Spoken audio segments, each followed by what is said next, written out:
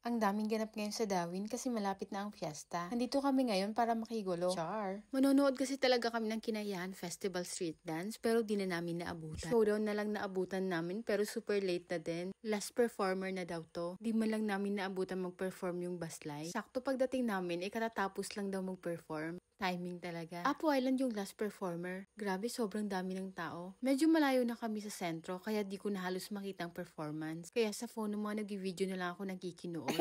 Pero kahit ganon, ramdam na ramdam ko yung hiyawan at energy ng crowd. Ang ganda ng performance ng Apo Island. Ang kulay, lively, at talaga namang panalo. Sila lang mapupuri ko, sila lang kasi naabutan ko eh. May Mr. and Miss Kinaiyahan Festival din.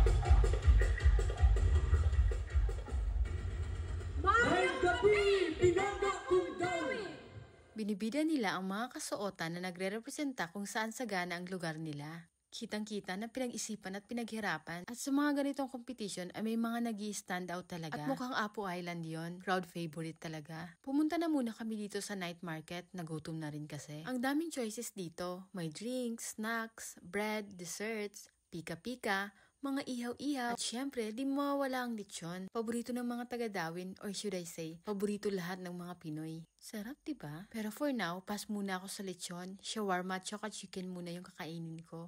Pagbalik namin ay nag-awarding na. Wow, Hakot Award yung Apo Island. Congrats!